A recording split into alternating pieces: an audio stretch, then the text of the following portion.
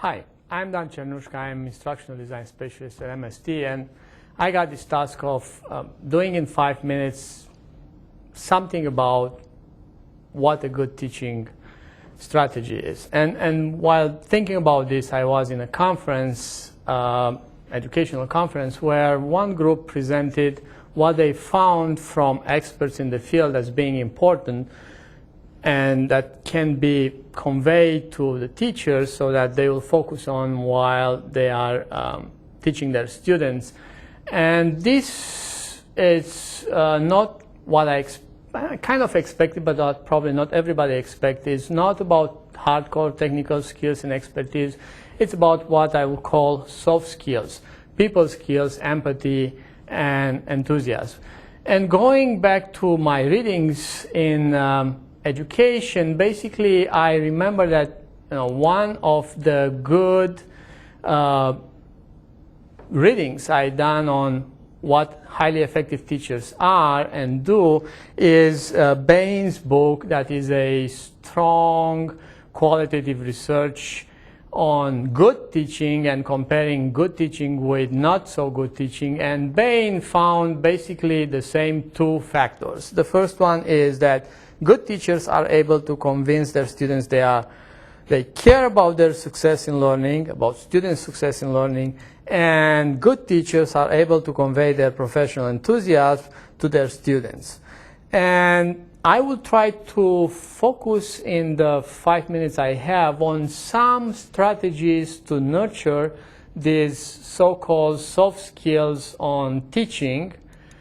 And the first one is convince your students you care about their learning. This is important these days because learning and teaching is not only about conveying and absorbing information, but rather about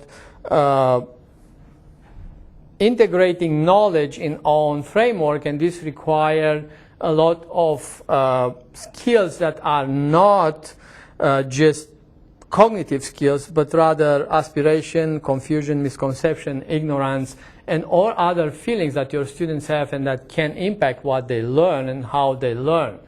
One strategy is to create and maintain communities, and this is especially valid in online because there your students cannot see you and you have to do it so that they will find it useful. And I would say the main problem with this strategy, with having a community, is that in formal environment this is not that common. It's not coming like in your real life with family and friends, because you get together with a bunch of other people. So the instructor has to stimulate and maintain this through different tasks, and these are tasks that you can do by starting with a short who you are discussion board, and maintaining to different other ways of making students to talk to each other and talk to you. Also, another strategy is ask for feedback on your teaching, especially using midterm evaluation. And here is the AAA kind of strategy: ask, analyze, and act. If you ask them, then analyzing quickly and act on valid suggestion and tell the students that you did this and what you'll change, so that they will know that what they do is useful for themselves.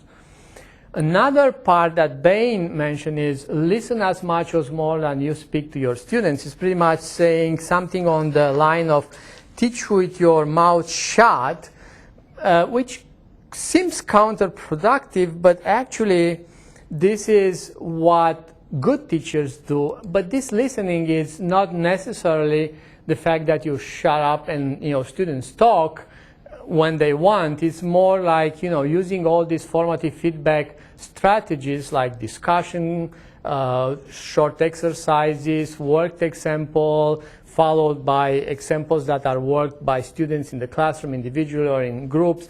Everything that can give you information about where they are and also give them information about where they are and how they are in the course.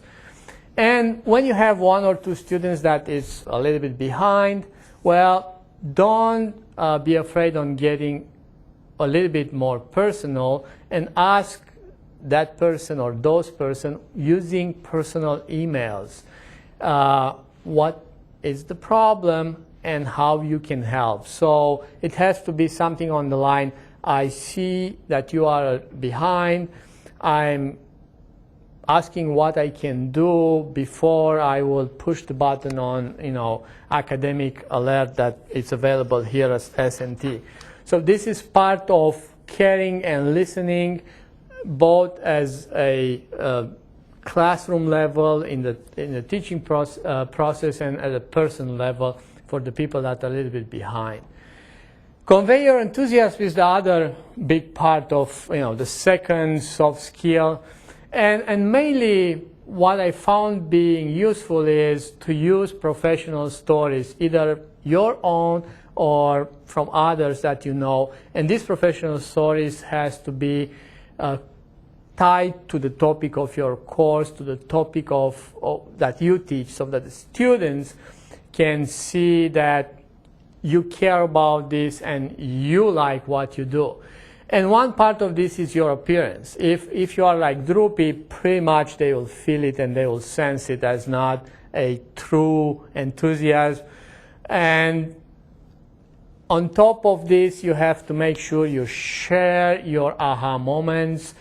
When you found what you teach being useful, how that was useful in your professional life, how what you know made others feel like this part or what you convey, the topic of the course, was a helpful material for them to get successful. So use these two strategies, appearance and your sharing, to make sure that your students get your enthusiasm, because enthusiasm generates engagement. Engagement is the core factor that helps students learn better and learn more in your class and learn more about your topic.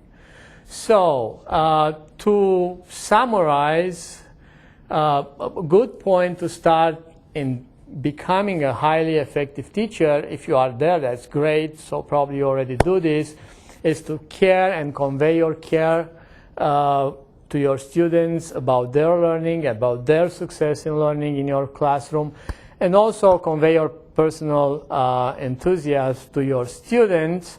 And this is not to say that the hardcore technical skills related to the content are not important, but these soft skills on top of your hardcore and expertise skills can help you understand more what you can improve in your core factor, in your expertise in teaching classroom management.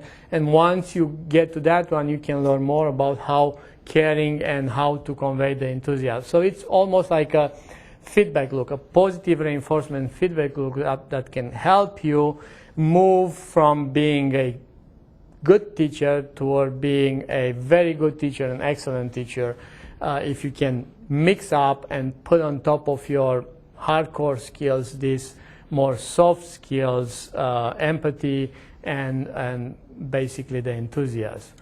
If you want more, you can feel free to contact me.